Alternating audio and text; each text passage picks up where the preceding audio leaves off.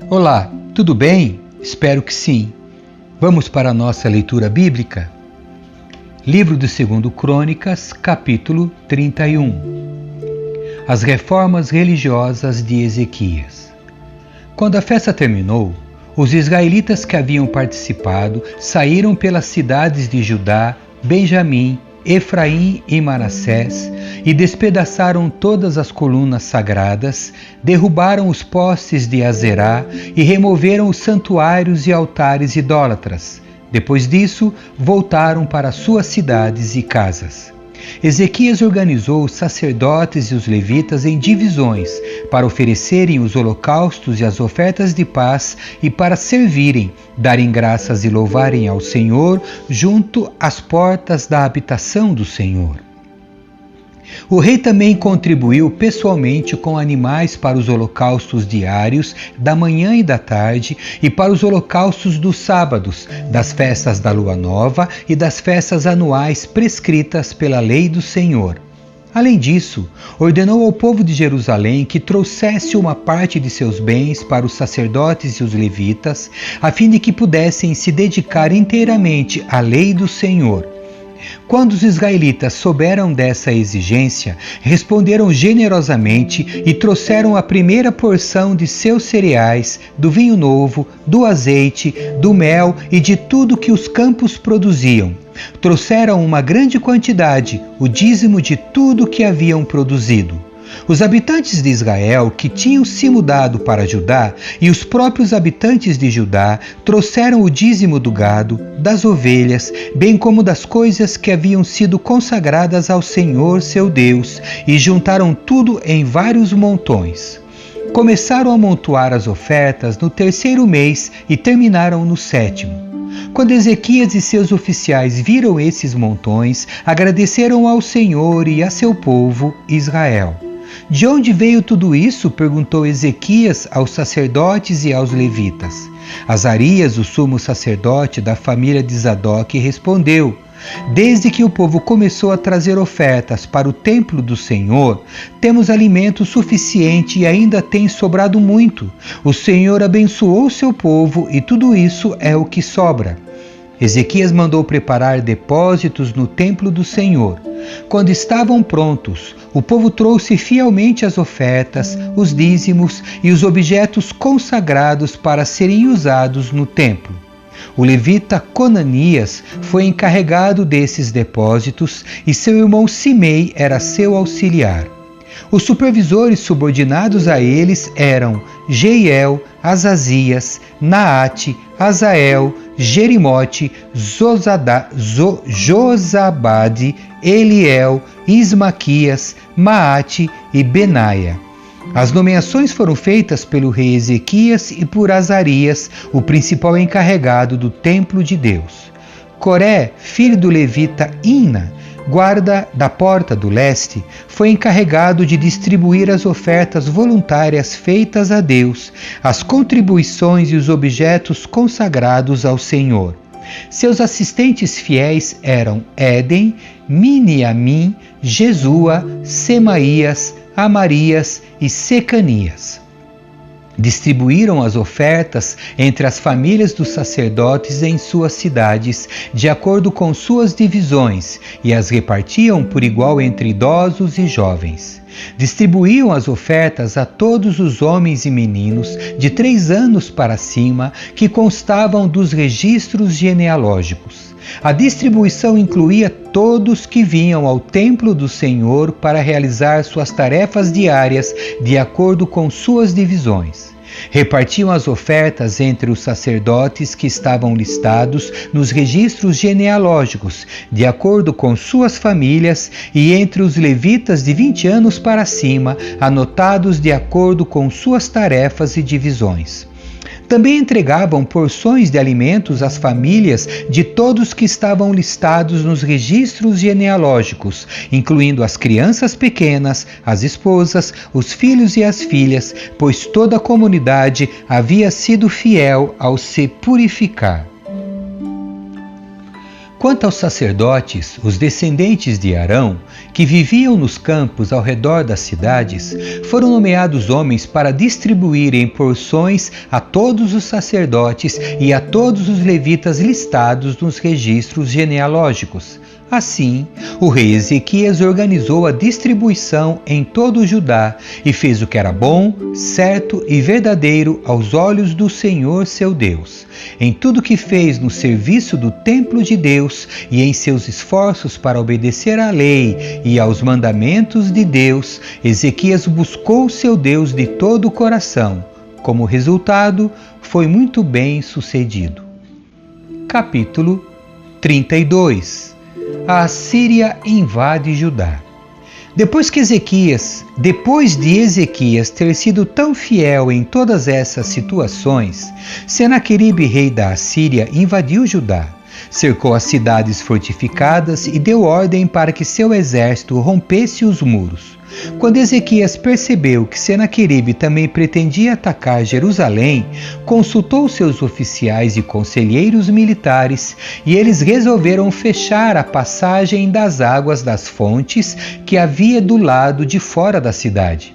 Organizaram uma enorme equipe de trabalho para fechar as fontes de água e o riacho que atravessava os campos, pois disseram: não devemos permitir que os reis da Assíria encontrem toda essa água quando chegarem aqui. Então Ezequias se dedicou a reparar todos os trechos onde o muro estava quebrado, construiu torres e fez outro muro do lado de fora do primeiro. Também reforçou o aterro da cidade de Davi e fabricou grande quantidade de armas e escudos. Nomeou oficiais militares sobre o povo, os reuniu diante dele na praça, junto à porta da cidade, e os encorajou, dizendo: sejam fortes e corajosos, não tenham medo nem desanimem por causa do rei da Assíria e de seu exército poderoso, pois um poder muito maior está do nosso lado. Ele tem um grande exército, mas são apenas homens. Nós, porém, temos o Senhor, o nosso Deus, para nos ajudar e lutar nossas batalhas. As palavras de Ezequias deram grande ânimo a seu povo. Senaqueribe ameaça Jerusalém.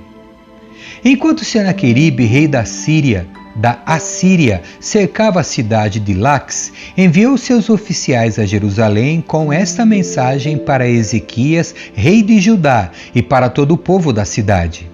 Assim disse Senaqueribe, rei da Assíria: em que vocês confiam para imaginar que sobreviverão quando eu cercar Jerusalém?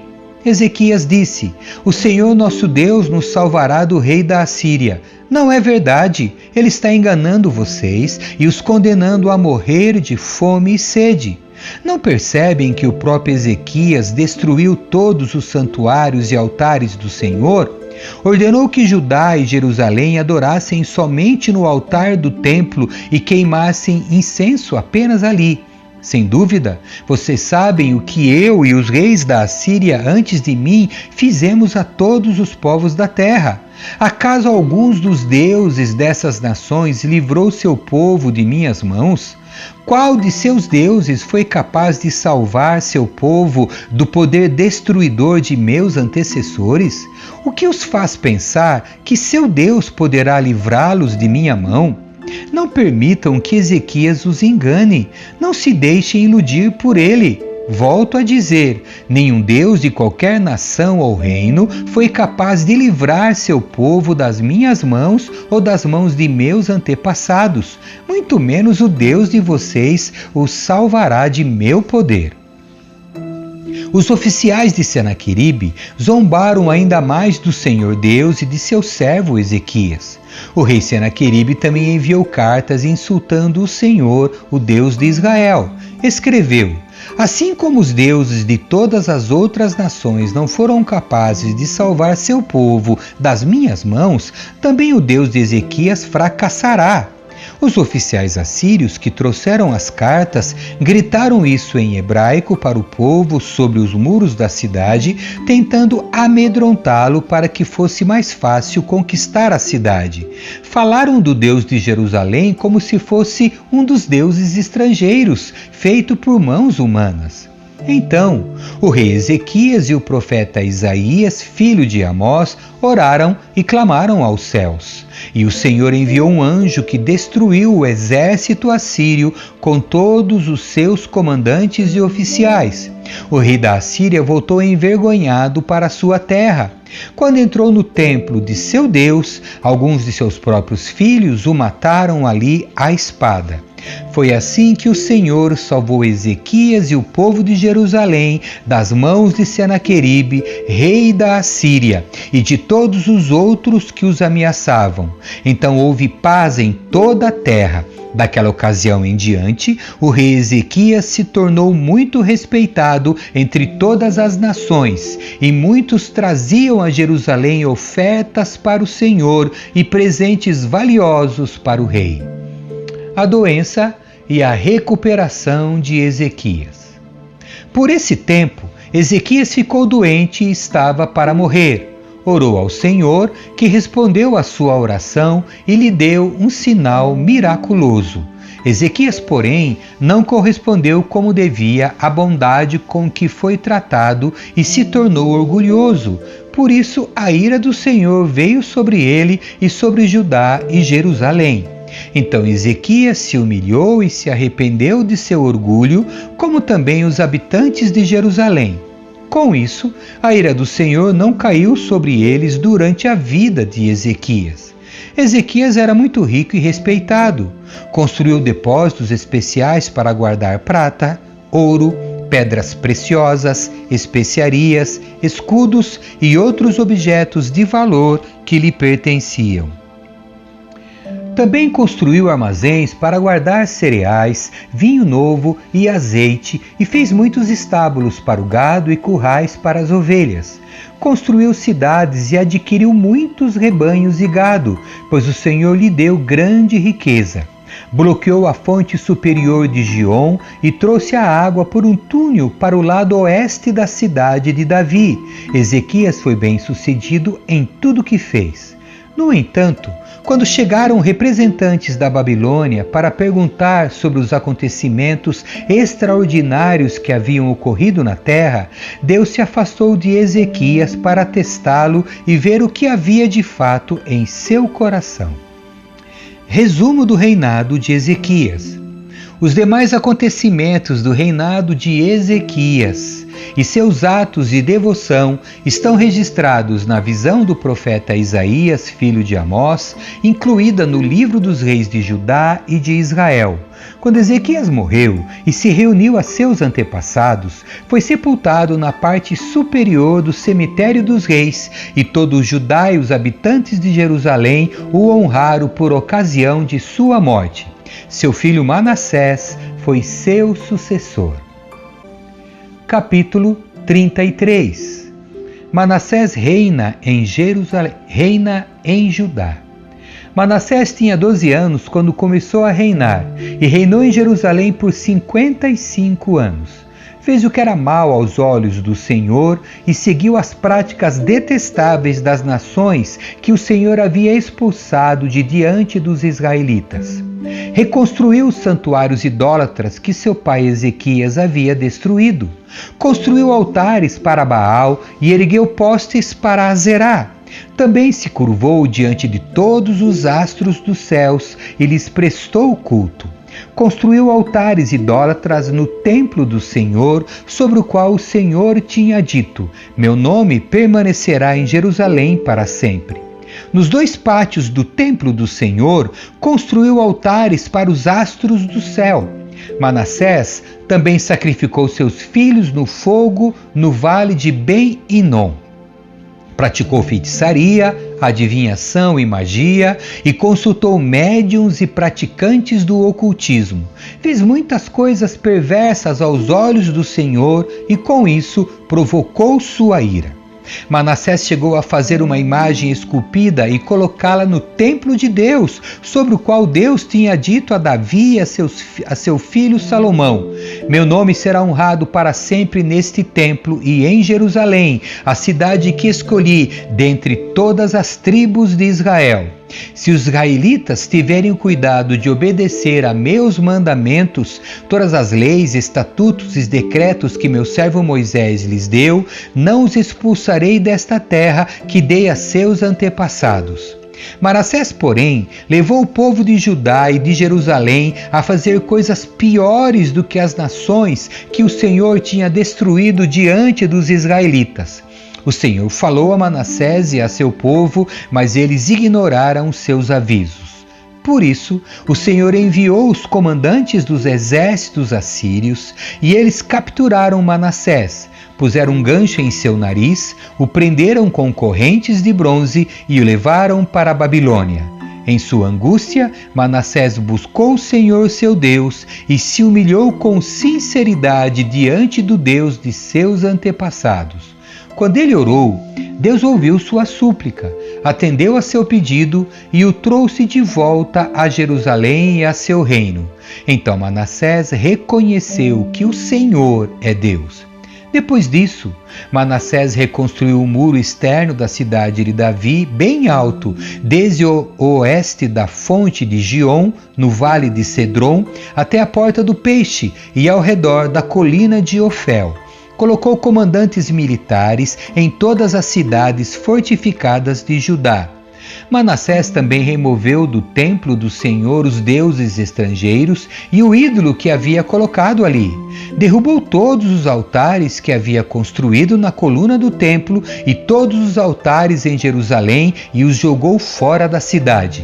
Depois, restaurou o altar do Senhor e apresentou sobre ele sacrifícios de paz e ofertas de gratidão. Também incentivou o povo de Judá a adorar o Senhor, o Deus de Israel. O povo continuou a sacrificar naqueles lugares de adoração, mas somente ao Senhor, seu Deus. Os demais acontecimentos do reinado de Manassés, sua oração a Deus e as palavras que os videntes lhe disseram em nome do Senhor, o Deus de Israel, estão registrados no livro dos reis de Israel. A oração de Manassés, o modo como Deus lhe respondeu e um relato de todos os seus pecados e de sua infidelidade se encontram no registro dos videntes. Inclui uma lista dos locais onde ele construiu altares idólatras e levantou postes de Azerá e ídolos antes de se humilhar e se arrepender. Quando Manassés morreu e se reuniu a seus antepassados, foi sepultado em seu palácio.